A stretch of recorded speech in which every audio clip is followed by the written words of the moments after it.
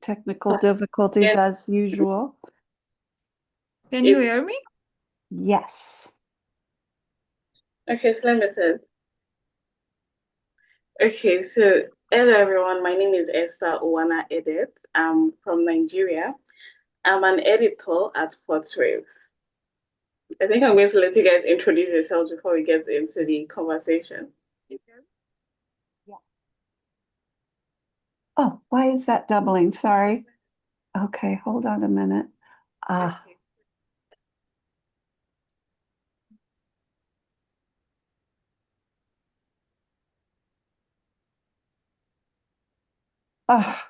Sorry, I got some technical problem again. I don't hear you now. Oh, Are we live streaming, Mooney? yes. Yes, we are. Okay, now I hear you. Now I hear you. Sorry. I need to assign.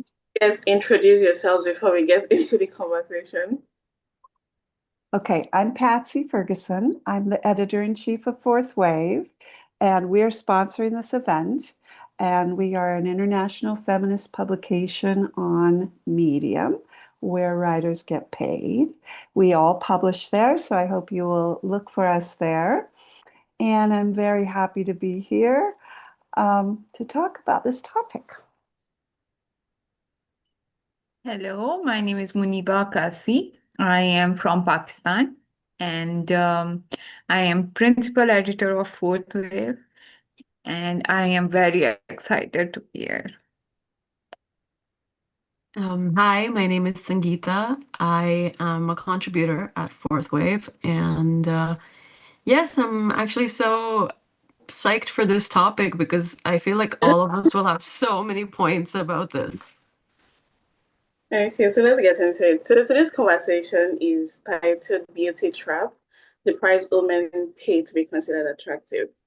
It's based off an article I wrote recently, which is titled "Why is Vaginal Health Being Marketed as Sexual Desirability?" So we just decided to like segue it out of the vaginal health and make it as like beauty as a whole. And yeah, the reason I even wrote the article was because I came across this video on TikTok of this very popular, very popular social media influencer. She has like 17 million followers.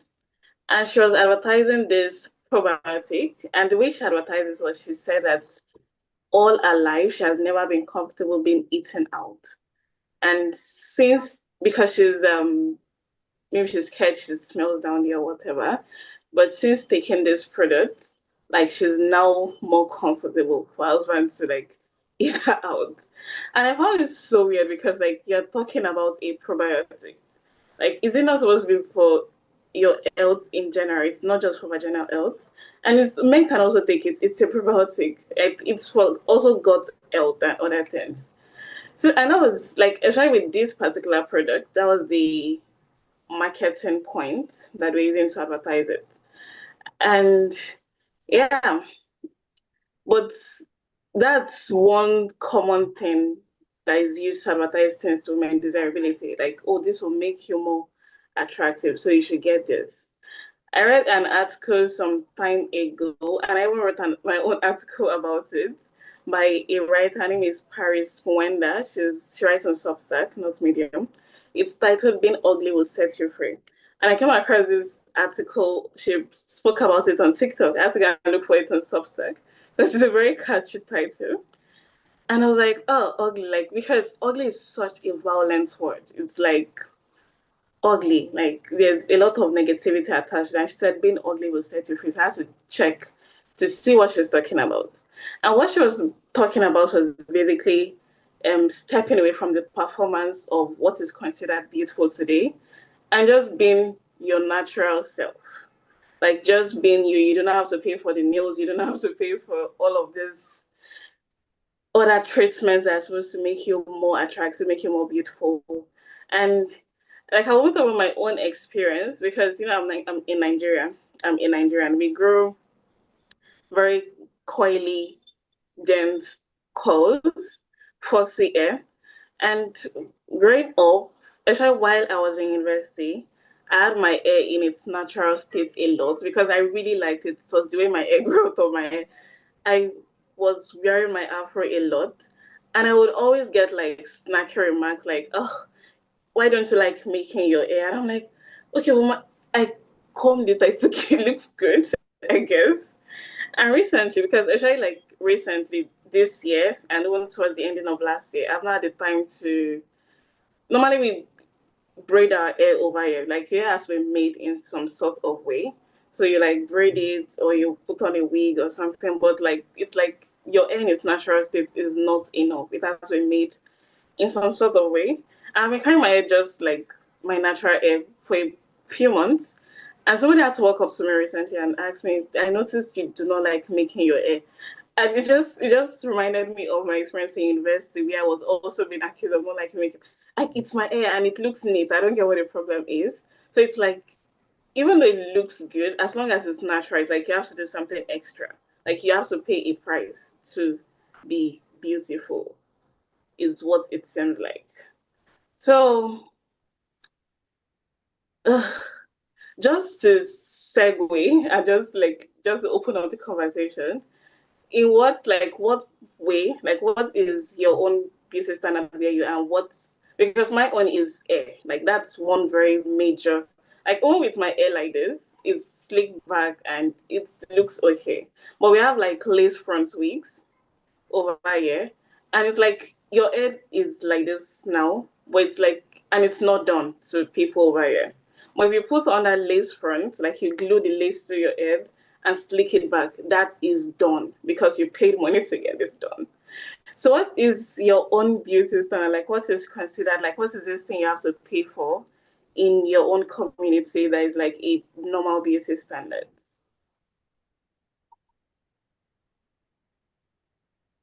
Well, that's a lot. I just want to say I saw a picture of you when you had your big hair and it looked fabulous. It looked great. And I can't believe people said, oh, you need to do something to that, Yeah, change thank that. I'm older, I'm 71, so I'm not really as involved in the whole attracting men phase of my life.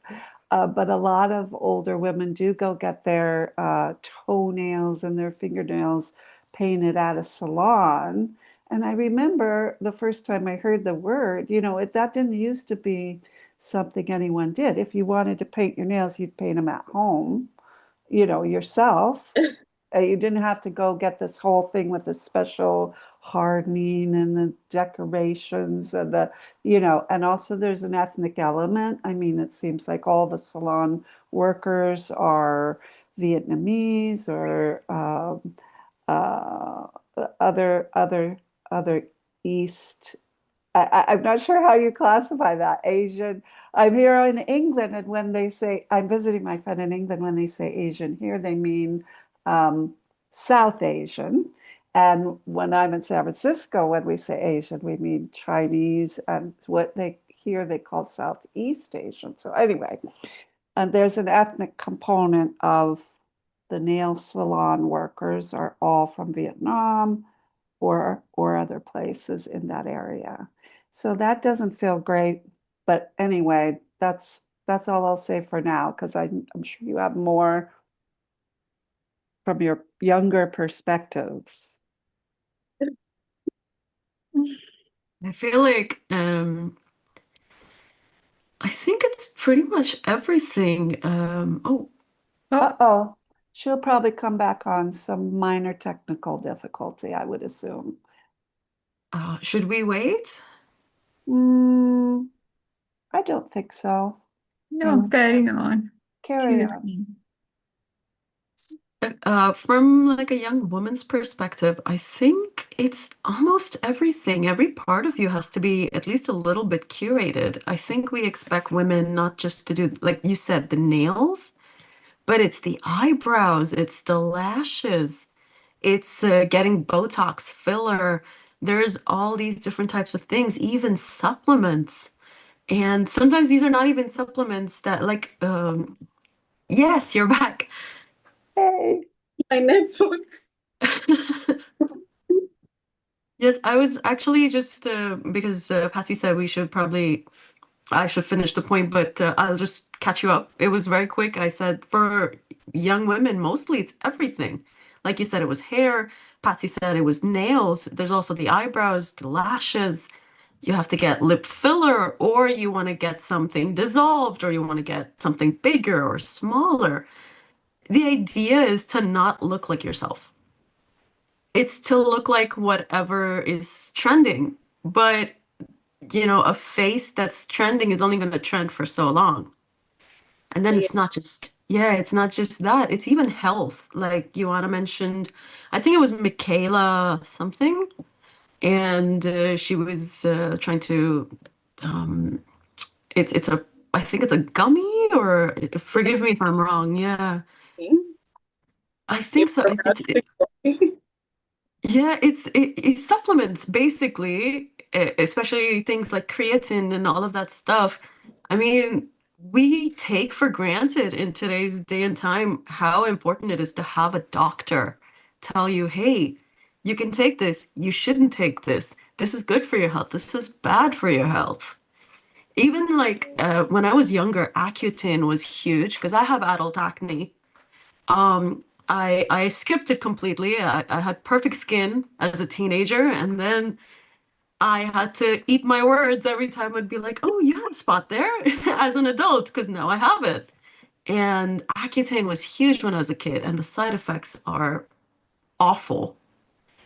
And it changes you as a person. Like I watched some of my friends go through intense depression, go through really adverse side effects. Some of them got really big, some of them lost too much weight. People who used to be bodybuilders, at like 18, 19, are suddenly losing muscle mass and just not feeling healthy, don't have energy, don't want to get up and just shower.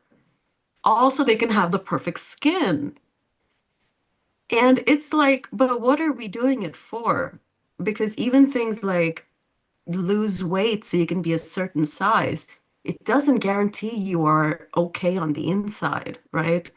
You could have PCOD, you could have endometriosis, so many other diseases, and it has very little to do with your weight. So, where do we go from there? Because I feel like for women, we are performing health via beauty. Every time a man or someone in the manosphere talks about women being beautiful, they just mean, oh, she looks fertile. But what does that mean? How do you know? Like, does it have to do with the eyebrows? Does it have to do with the skin? Where do we go from there? Where does it end? And why should we look attractive? Like, why does everything depend on the man's arousal? You know, even in our careers, right? So yeah, that's my point. I'm sorry I went on for too long. I was just so excited for this topic. I'm sorry. I don't know if Moni spoke while I was caught. Are you able to speak? Yes, now Okay. I'm going to speak about it. Yes. So, like, So, okay, we're not able to speak. hello, can you hear me? Yes. Yes. Yeah. Okay, so I don't know about many, like I was like Uwanah said about her ears, and here in Pakistan, or I can say South Asia. Okay, I will talk about myself that I have curly hairs, and it is like some kind of bushy curly hair. But now, when I found why it is bushy curly, because when I was kid, and I had this beautiful curls, small short curls. So everyone was like talking, "What are you doing? Straighten it. These." And I lost texture of this, and my hair become all bushy. Now again, after marriage, and after so many like I don't know. It influenced by my husband. I don't want to admit it, but it is. Like he told me, like, what are you doing? Love yourself, love your natural hair. It is beautiful. Now, when I start to love my natural hair, they are beautiful. I love my curls. So sometime it is influenced by like others. I don't know about this, but yes, it is some kind of pressure or something like this. Yeah, and I also noticed while like I was just thinking, I've noticed one thing that the beauty when I say trends of a particular place is usually quite opposite what they would usually look like in that place, like what they would naturally look like. So, like, me and Patsy were talking before you guys jumped into the call. But at the hotel where she's staying, they have this receptionist who looks almost alien because she's like injected things into her lips, like her cheeks are fuller, like her face looks tight, and it's like you have to almost look alien at this point. It's anything apart from natural is better than you being a natural self. Anything apart from natural. Like even with the old BBL, and it's so wild that people are doing like very deadly, like what is even considered deadly procedures because the BBL is considered to be one of the most deadly cosmetic procedure. And it's not a compulsory surgery at all. You do not have to do this. But women choose to do this just to conform to the beauty standards. And it is so weird. And I think we're moving away from that trend. And now the new trend now is being like unnaturally slim. And we have people taking Ozempics, we have people just basically starving themselves to be as slim as possible. And I had to make a little research before I got into this call to see if there's like a if one of the reasons for the economic gap or the wealth gap between men and women have anything to do with the beauty treatments women do because it's quite a lot. Like the other day, I was because I stopped doing quite a number of things if like months ago. Like you have to make your nails, make your lashes, like you have to get waxed, you have to buy like skincare, very expensive skincare. And I stopped doing a lot of those things. Like if I can do it myself, I'll do it. And if I can't, like let me just save my money. And yeah, like I was wondering if this wealth gap, because women spend way more than men do on beauty treatment. And I was wondering if it had to do with like if it's influenced the wealth gap. And I also wanted to ask you guys if you've ever chosen to get a beauty treatment instead of maybe saving, like adding money to your savings or investing the money or something like, oh, you know that this is not going to be convenient. Like, but you have to go and do this thing. Like maybe to make your hair, to get wax, to buy skincare something. Like, have you ever been in that position? I I I I am I am very lucky, I guess, in this. I don't have air in my body, so I don't need wax. Oh. Like, like no air. I never did wax. I never applied expensive products because my grand mother was German, so I got her genes.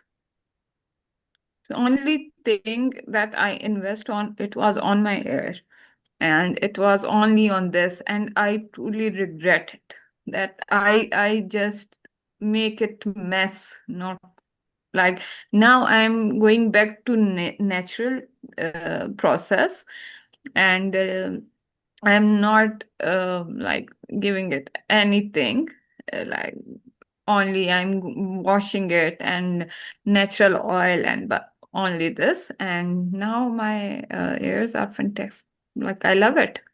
So I think I'm lucky about it. And I was skinny from start. I don't know. I'm not lucky at all in the air. I'm very, very airy, like all over my body. I'm a very airy person. Uh, Hi, Dami. We're glad you made it. Yay. no. Hi, Patsy. Good evening. Hi, Demi. Hi, everyone. Hi. I've forgotten it's now 1 hour later. Hello. I thought I missed it. Oh, an hour. Yeah, we started an hour later so Suma could come, and Suma isn't here. So I don't know what's up with that. But hopefully, she probably just got mixed up also. But she had said if we move it back an hour, she could make it because she lives in Australia and it's very, very early in the morning there right now. But she didn't want to be up at like too early that she would disturb the neighbors. All But right.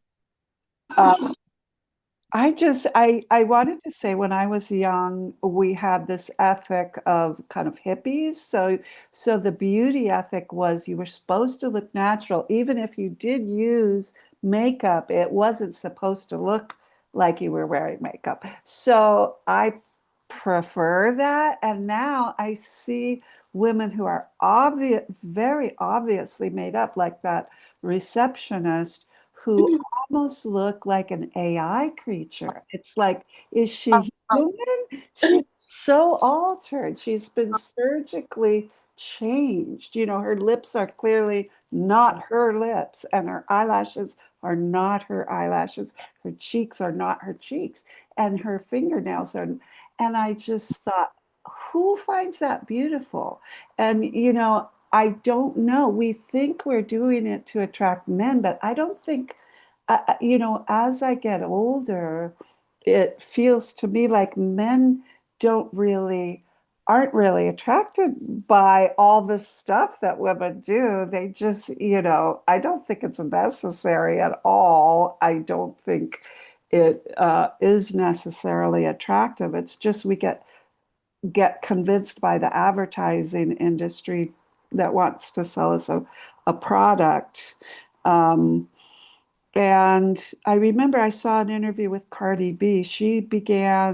I'm fascinated with her. I like her because she has an interesting personality, very, very, I don't know. She's very out there. And she started as a stripper, I guess, I don't really know her whole career, but anyway, she was a stripper for a while.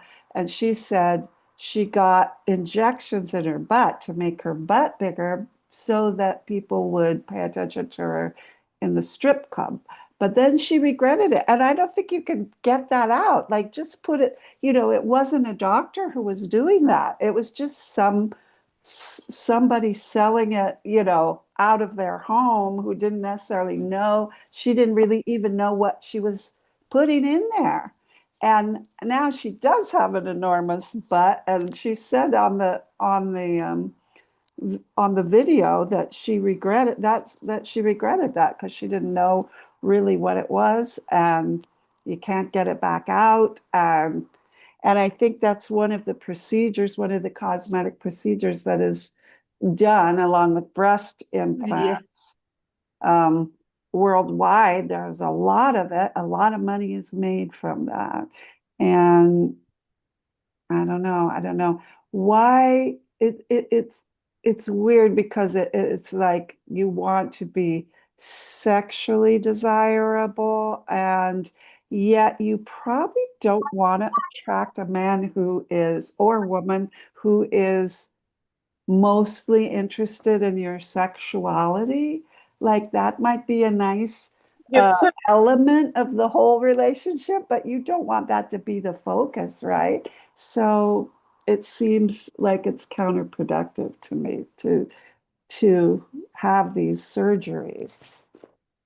Unless you're an actress or something and it's gonna affect your job prospects or you know, something, I don't know.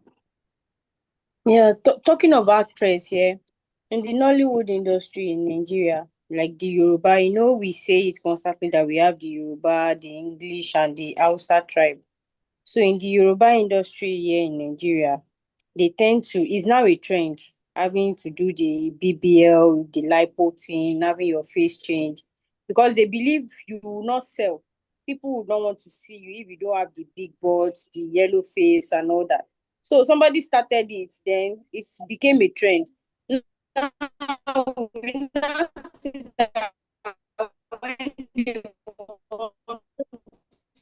Uh-oh, your audio's breaking up a little. give you a role in movies, you must be the big boo. Can you hear me now? Yes, yes, Can yes. anyone hear me? Yes. The audio's just getting a little weird, but now I hear you. Sometimes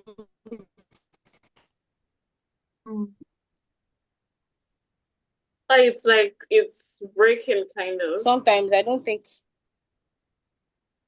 Okay. Should I pause or should I change my location? It's kind of like breaking. I think it's your network. Yeah, maybe it's the internet. Yeah. I hope Mooney can come back too. We have a lot of technical problems today. I Hopefully, think if I wanted to say something, so I think you can go and before she sorts it out. Um, but is Sammy's thing okay or? I think she's trying to sort it out. She's doing. No. Okay, cool. All right. While she does, I will add a little bit of perspective to what Patsy said right now. I thought was very interesting. Because growing up as a South Asian in a predominantly Middle Eastern part of the world, where you have people who are kind of white passing, but they're not white, certain parts of your face, of your body, were not desirable to the point where, and it's we all have this kind of culture where if you don't like something on someone, you tell them. So instead of wanting to attract the opposite sex, a lot of people, especially, would get nose jobs just so people would stop talking about their bodies. Just so boys would stop making fun of them, girls would stop making fun of them. They wouldn't be targeted. They would get nose jobs. One of my friends had considered getting that surgery to like put your ears back. All she had was just like a little bit of a like just a like if you see yeah, just a little bit of that. And it's cute and you look like a little cute monkey and you're 13. You're 13 thinking about getting this surgery and it's just so unfair. Patients But like that. yeah, and it was everything. Like even I remember very early on I wanted to get surgery for my nose as well for the same reason. Because I used to get made fun of for like the way my nose looked. And at some point, I feel like I think the trajectory for the people who start with surgery is when they were young, they were made to feel a certain way about their body or their face. And then they lost the plot halfway through. At some point, they were like, I'm liking this. This feels good. And they keep going. I think that's how you suddenly get the people with the obnoxiously large breasts or the very big BBL bum that they can't get rid of anymore because if they do, they're just going to have split and sagging skin. And it becomes irreversible after a point. I think it starts not as much with I want men to want me. It's I want people to no longer talk about how big or small parts of me are. I want to be seen or treated like the beauty standard because the thing about the beauty standard is no one's talking about their looks anymore because they're perfect, right? Right? If you're next to someone who's the perfect size, other than compliments, you're not talking about their size. Someone who has the nice lips or the nice eyes or the nice hair or whatever, you kind of gloss over it or compliment it. But with someone who grew up, say, fat or grew up with a lot of hair on their body, everyone around them wants to talk about it. It's almost like you don't get to exist without commentary from other people, right? That I feel like that's what it is. And it's everywhere, right? It's also at work. It's about clothes that you wear. Like you want to get the right clothes, even if it costs too much. And you have to go to a boutique to get the nice suit because you work a corporate job. Just because you want to be left alone, you don't want to be dress coded. I think a lot of what women do when it comes to beauty, when it comes to even healthcare, is more about being left alone than it is about being chosen or picked. We just don't want to be picked on. That makes sense. Yeah, that makes a lot of sense. And I was speaking about like being picked or whatever. There's a lot of these procedures and a lot of these beauty trends and these beauty treatments and all of this is now marketed as empowering. Like you are doing this for yourself. You are Mm. these facelifts for yourself.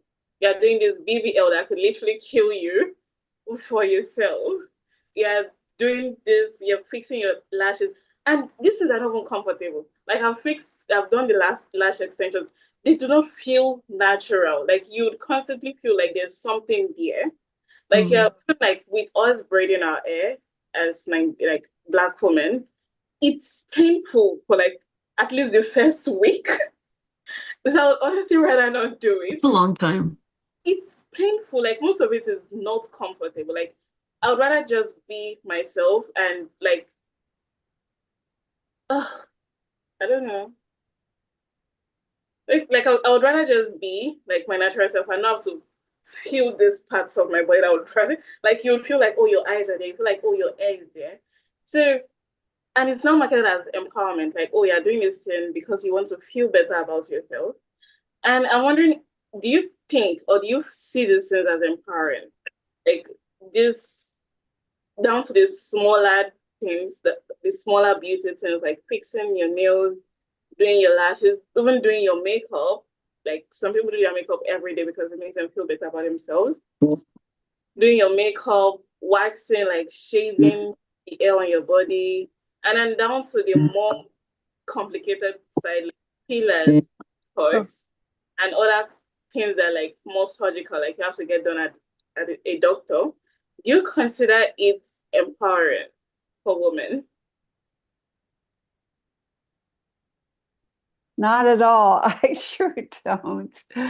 I think it's just another form of it's almost like you're self-abusing. I mean, a lot of the things, like you mentioned, the hair was painful, the eyelashes felt like something was in your eye.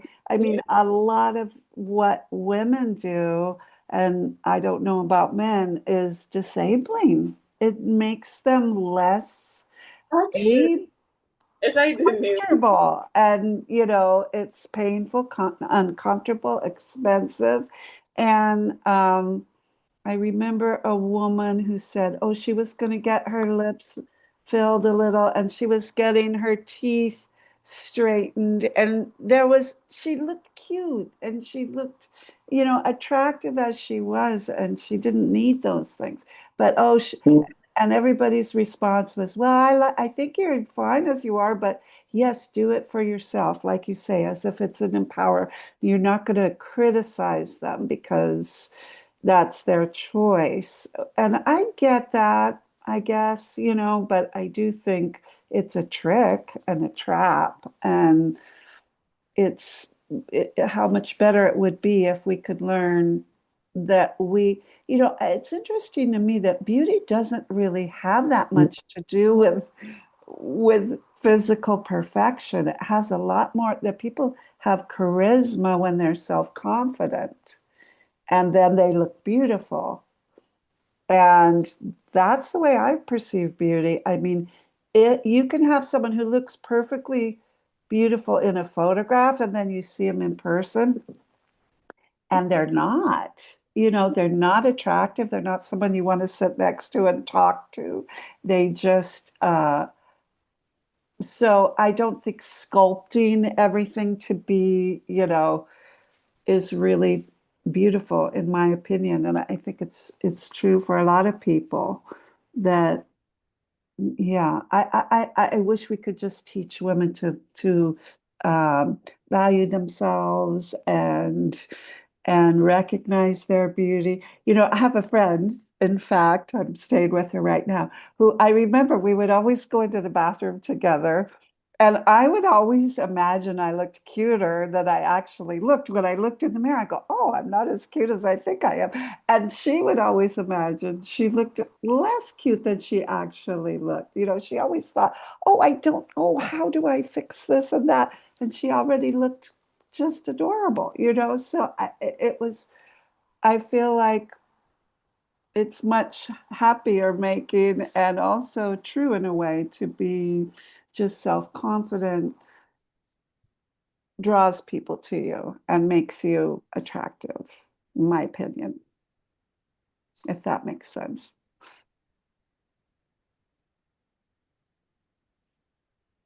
Hi, So Dami. can you guys hear me now? Yeah. Okay. Yes. So maybe I should ask the question again. Okay. That's what I wanted. Okay, I was saying that you find, all of these beauty treatments that women get done, like the little things like, getting our hair done, painful, and down to like,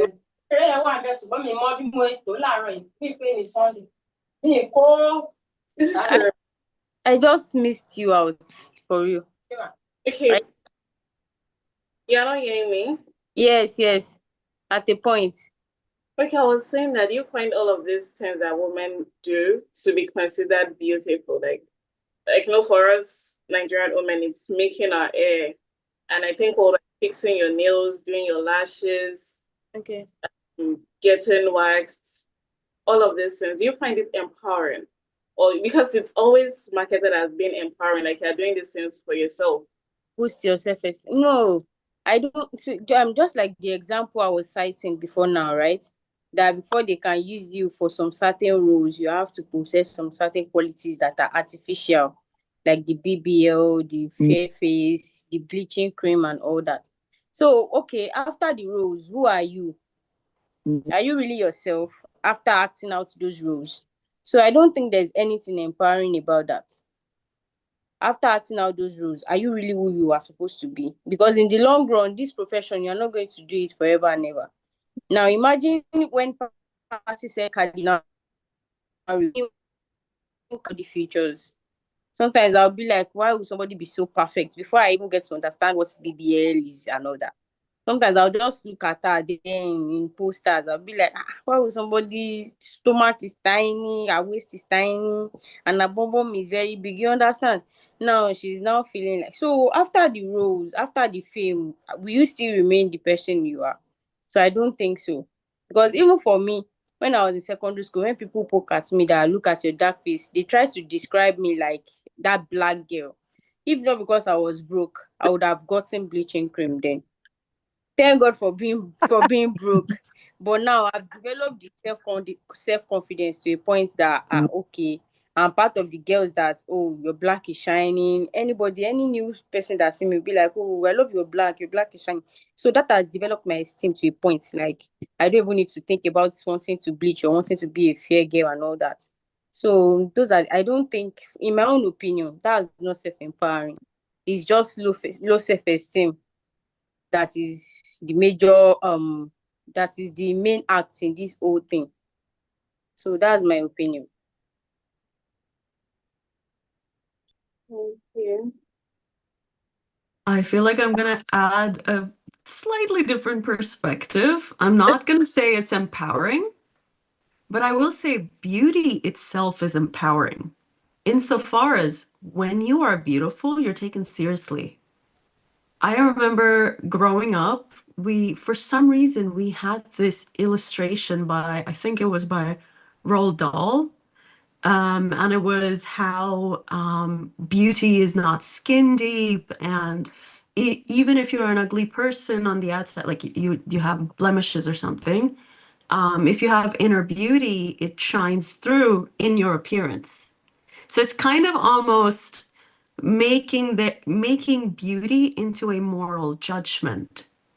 The reason why so many women specifically, but just people in general, have this notion of I need to be more beautiful is because if I am ugly, people will assume negative things about me.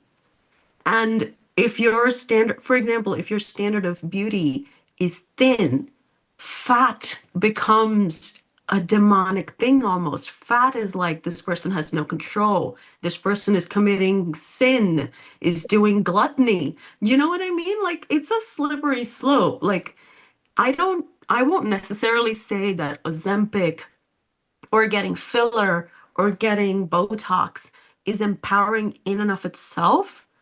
But when your baseline is beauty, you have the power to influence rooms. Even if you think about all of these influencers, like when we mentioned Michaela at the start of this, I can't remember her last name for the life of me, but Nugero, yeah, I don't think you do either. So, I think she has a lot of work done as well. She used to be fatter. Yeah, she used to be fatter. She had thinner lips and all of this stuff. And now she's thin and she has big lips. She's got like really tight face, like you mentioned, like tight, like that stretched face. She Yeah. has that. And, but the thing is, this person is doing this so that they can have influence in rooms, so that they can make money, because this is the way to get bread into the house, right? Like, this is how I feed myself, potentially feed my husband, potentially, or my children. If I don't know if she has children, I don't think so. But It's a very terrible segue, but she's getting divorced. oh God, oh, I'm so sorry to hear. Yeah. But then again, she said she doesn't get eaten out.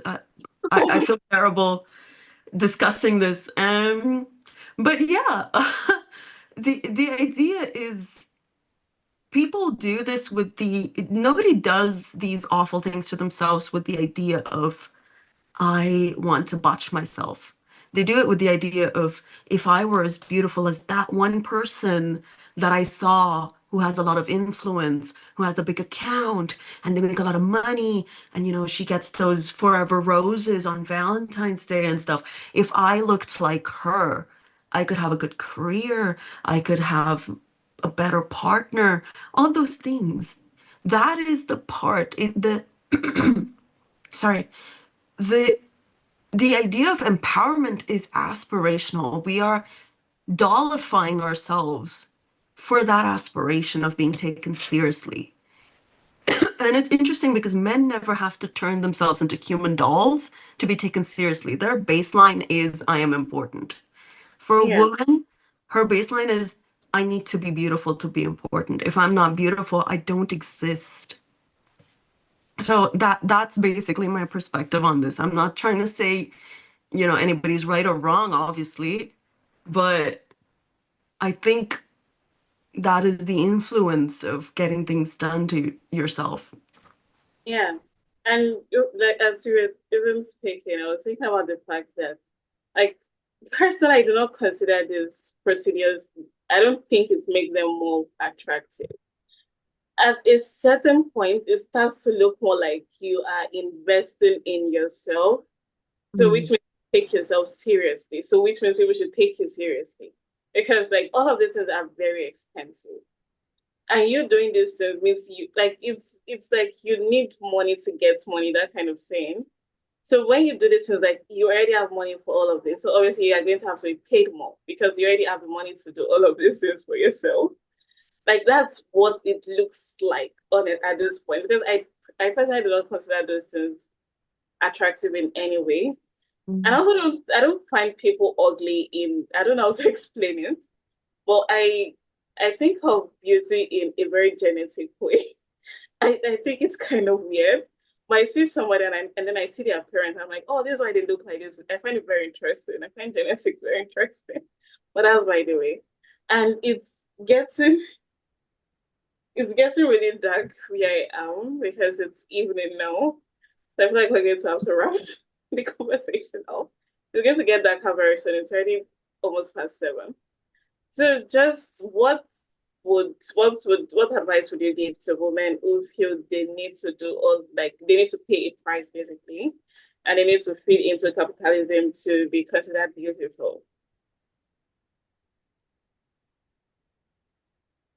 Hmm. Not sure anyone would listen to my advice, but I would just hope that I know it's cliche or whatever, but I do honestly feel like the beauty comes from within and that it's has to do with self-confidence. And I guess it's true. Everybody gets to do what they want, spend their money how they want. You don't want to judge people for making a choice to, get Botox or whatever it is. But I don't know. I want for myself as an older woman, I would like to go ahead and get wrinkles and get spots and get um, you know, white hair and not be ashamed of that. Why is that shameful? I think that we should honor ourselves by accepting ourselves and other people. And and I think beautiful people, like you say, they might make more money, but they also, I don't know, it feels like they are also, you say they're more taken more seriously, but also on some level, I think they're taken less seriously because especially women are thought to be, oh, she got there because of her beauty, not her brains, not her capacity to do the work, not her talent. So I think it'd be nice if women could de-emphasize beauty just for our overall life well-being. That'd be great if that wasn't our social setup that women have to focus on their beauty above all else. That would be my point of view. Okay. I feel like the most important advice I could give, I am not old, but I'm not young. I'm 31. So I feel like it would be more for much younger women. Mhm.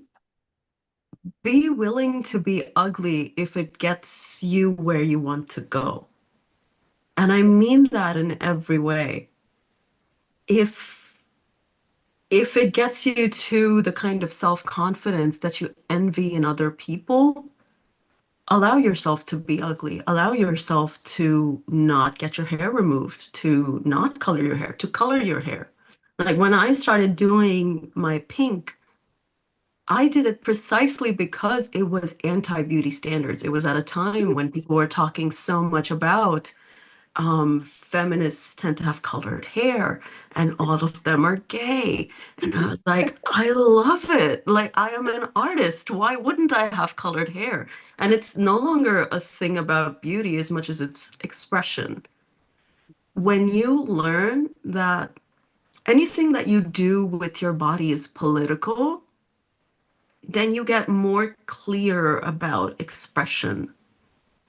Because getting rid of hair or making yourself look almost silicone plastic is derived from an almost, I don't want to say pedophilic, but kind of pedophilic standard. Like there is a reason that certain things are in the news right now, and they so directly lead to how women my age and older grew up with the concept of beauty. They want you to look like children forever, and you are fighting an uphill battle.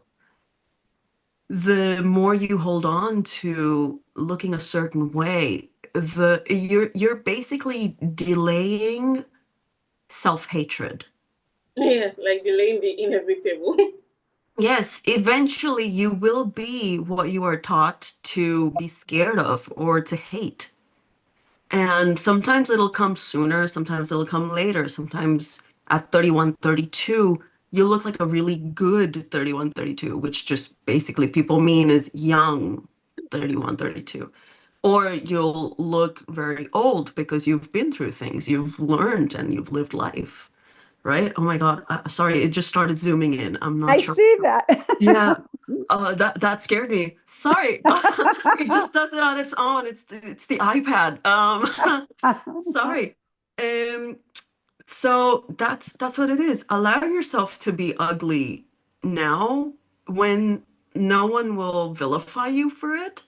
So that by the time you get to the point where you are older, you're kind of used to people talking about beauty in a very derogatory way. And you're kind of like, I don't need to be part of that conversation. I don't need to deal with this societal pressure because I never have.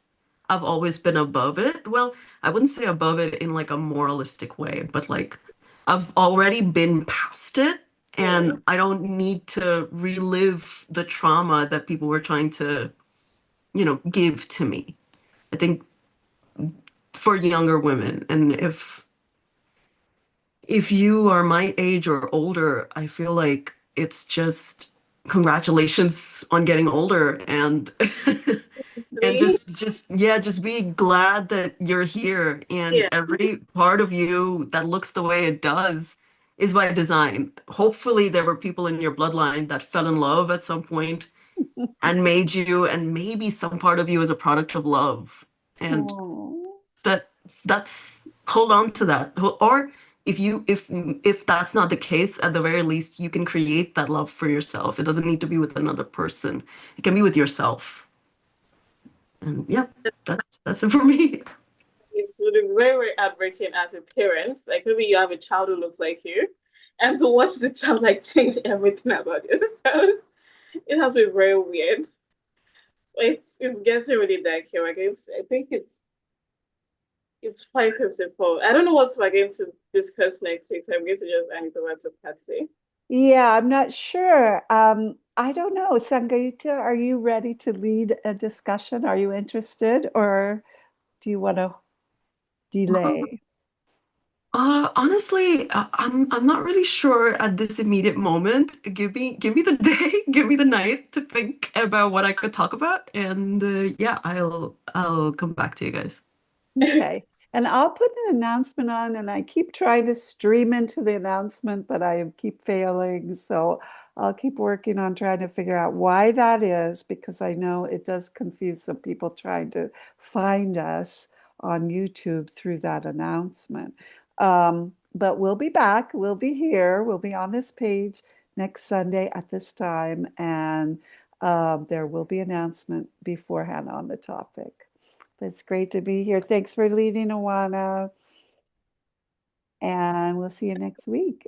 Same time, are we going to go back to the previous time? Because our light situation over here is terrible. Okay. Yeah, I think that makes sense. Let's go back to 8 a.m. Pacific time. Because that Uh, would be and PM. that'll work better. Okay. Sounds good. All right. All right. Thank you so much for having us, Uwanah. Thank you for this discussion. Thank you. Fabulous. Bye-bye.